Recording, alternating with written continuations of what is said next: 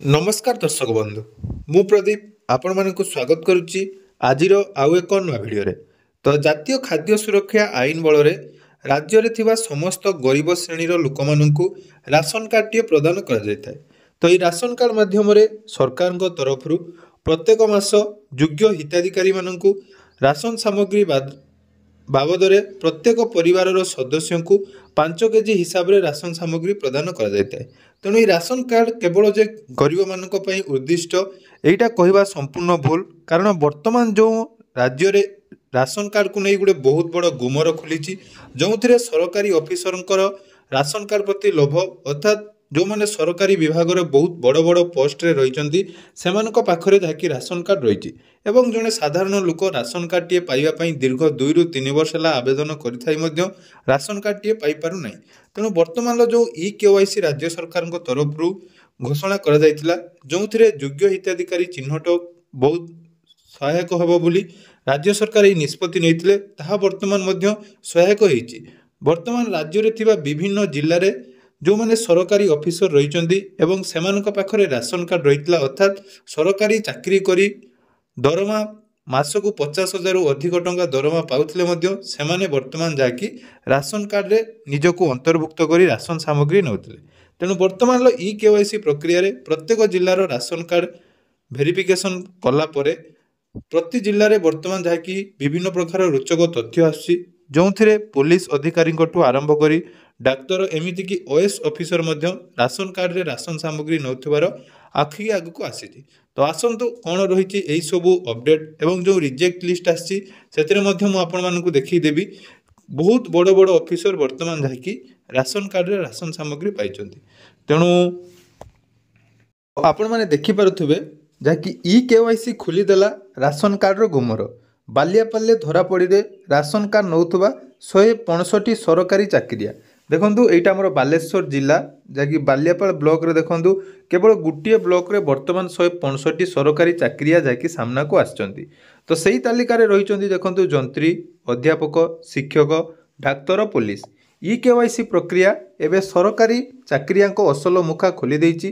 तेणु बालेश्वर जिला बालियापाल ब्लॉक रे राशन सामग्री नौथुबा 165 जन सरकारी चाकरिया वर्तमान जाकि धरा पड़िचंती। तेणु यही तालिका रे जंत्री अध्यापक शिक्षक डाक्तर पुलिस और स्वास्थ्य विभाग रे कार्यरत कर्मचारी ना थिबा बेले एहाकु नै जाकि चर्चा धरिची।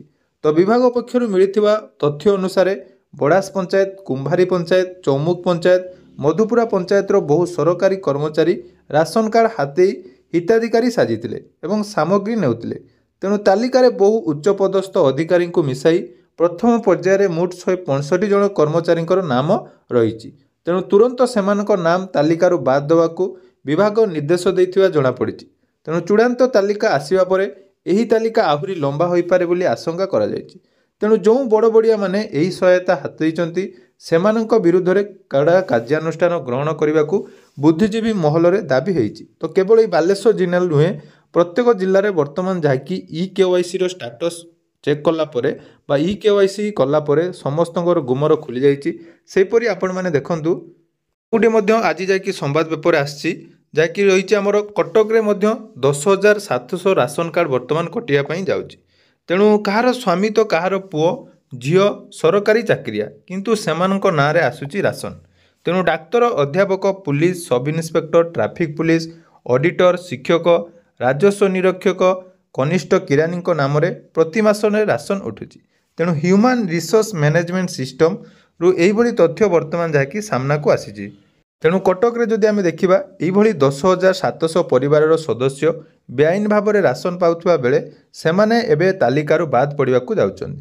तेणु जो सरकारी कर्मचारी राशन उठाउचंती तार तालिका ब्लॉक अनुसार सबू वीडियो एवं ब्लॉक जोगाण अधिकारी को पठाई दिया जाइछि। तेणु तालिकार राशन कार्डधारी नाम सेमानकर किए केउं विभाग रे एवं कौं पदवी रे चाकरी करचंती ता सहित सेमानकर जो हिताधिकारी कौन संपर्क रही पूरा डिटेल्स आपण मानकर प्रत्येक जोगाण अधिकारी को दिया जाइछि एवं एही तालिका प्रत्येक ब्लॉक रे वर्तमान प्रकाश पाइछि। तेणु कहा जाइछि एही तालिका अनुसार तदंत करी तार रिपोर्ट केबेठारु सरकारी चाकरी रे अछंती तार जाकि तथ्य दाखल करिवार निर्देश दिया जाइछि। तेणु यही तालिका प्रति ब्लॉक जीवा परे एबे ग्रामांचल रे एहाकु नै तनाघना आरंभ होईछि।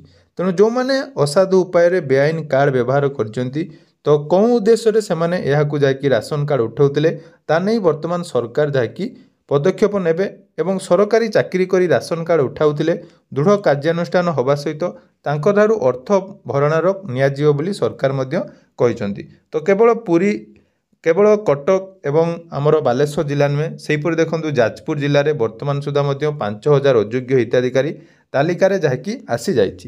ଏହିଭଳି ପ୍ରତ୍ୟେକ ଜିଲ୍ଲାରେ ବର୍ତ୍ତମାନ EKYC ଯେଉଁ ଚାଲିଛି ତ ସେଇ EKYC ପ୍ରୋସେସ୍ରେ ସବୁ ଜିଲ୍ଲାର ରିଜେକ୍ଟ ଲିଷ୍ଟ ବର୍ତ୍ତମାନ ସାମ୍ନାକୁ ଆସୁଛି, ଯେଉଁଥିରେ ସାଧାରଣ ଲୋକଙ୍କ ଅପେକ୍ଷା ବହୁତ ସରକାରୀ ଅଧିକାରୀ ରହିଛନ୍ତି ଯେଉଁମାନେ କି ବର୍ତ୍ତମାନ ଏହାର ଫାଇଦା ନେଉଛନ୍ତି। ଆପଣମାନଙ୍କୁ ମୁଁ ମଧ୍ୟ ଗୋଟେ PDF ଦେଖାଉଛି, ଦେଖନ୍ତୁ ଆପଣମାନେ ଦେଖି ଆଶ୍ଚର୍ଯ୍ୟ ହେବେ ଯେ କେତେ ବଡ଼ ବଡ଼ ଅଧିକାରୀ ବର୍ତ୍ତମାନ ଯାଇକି ସେଇ ରାସନ କାର୍ଡ଼ରେ ରାସନ ସାମଗ୍ରୀ ପାଉଥିଲେ। ତ ଦେଖିପାରୁଥିବେ ଯେଉଁ ରିଜେକ୍ଟ ଲିଷ୍ଟଟି ବର୍ତ୍ତମାନ ଯାଇକି ଆସିଛି ଯେଉଁଟାକି ଡିସେମ୍ବର ମାସ ସୁଦ୍ଧା ସରକାରଙ୍କ ତରଫରୁ ଆଲଟମେଣ୍ଟ କରାଯାଇଛି। ଏଠି ଦେଖିପାରୁଥିବେ ଯେଉଁ ଆମର ବ୍ଲକ ଜିଲ୍ଲା ଏବଂ GP ଏବଂ ଗାଁର ରାସନ କାର୍ଡ଼ ନମ୍ବର ଏବଂ ବେନିଫିସିଆରୀଙ୍କ ନାମ ତାଙ୍କର ବାପାଙ୍କର ନାମ ସବୁ ଡିଟେଲ୍ସ ଏଠି ଆପଣମାନେ ପାଇପାରିବେ। ତ ସେଇ ଡିଟେଲ୍ସ ସହିତ ସବୁଠାରୁ ଇମ୍ପୋର୍ଟାଣ୍ଟ ଅପଡ଼େଟ୍ ଯେଉଁଟାକି ଆପଣମାନଙ୍କୁ କୁହାଯାଉଛି, ଦେଖନ୍ତୁ ବହୁତ ବଡ଼ ବଡ଼ ଅଫିସର ଯେଉଁଟାକି ଏପଟେ ଦେଖିପାରୁଥିବେ ଏଠି ଜଣେ ରହିଛନ୍ତି ଜୁନିୟର ଇଞ୍ଜିନିୟର ଏବଂ ଆଉ ଜଣେ ରହିଛନ୍ତି କନେଷ୍ଟବଳ, ସେଭଳି ଆସିଷ୍ଟାଣ୍ଟ ଟିଚର, ତାପରେ ଆପଣମାନଙ୍କର assistant classical teacher, junior assistant, nursing officer, ଲେବୁଲ V ex cadre, nursing officer, constable, peon, lecture in Odia, ଏଇଭଳି ବହୁତ ସାରା ଯେଉଁମାନେ ଅଧ୍ୟାପକ, ଶିକ୍ଷକ ଏବଂ ପୁଲିସ ଅଧିକାରୀମାନେ ବର୍ତ୍ତମାନ ଯାହାକି ଏଥିରେ ଲାଭ ନେଉଛନ୍ତି ବା ଏଇ ରାସନ କାର୍ଡ଼ର ଫାଇଦା ଉଠାଉଛନ୍ତି ଏବଂ ଏଥିରେ ପଞ୍ଚାୟତ ଏକ୍ଜିକ୍ୟୁଟିଭ ଅଫିସର ଯେଉଁଟାକି PO ମଧ୍ୟ ସାମିଲ ଅଛନ୍ତି। ତେଣୁ ଏମାନଙ୍କୁ ଖୁବ୍ ଜଲ୍ଦି ସରକାରଙ୍କ ତରଫରୁ ବାଦ କରିଦିଆଯିବ ଏବଂ ଏମାନଙ୍କ ଉପରେ କାର୍ଯ୍ୟାନୁଷ୍ଠାନ ନିଆଯିବ। ତାପରେ EKYC କମ୍ପ୍ଲିଟ୍ ହେଲା ପରେ ଯେଉଁମାନେ ନୂଆ ରାସନ କାର୍ଡ଼ ପାଇଁ ଆବେଦନ କରିବେ ତ ସେଇ ନୂଆ ରାସନ କାର୍ଡ଼ ଆପଣମାନେ ପାଇପାରିବେ।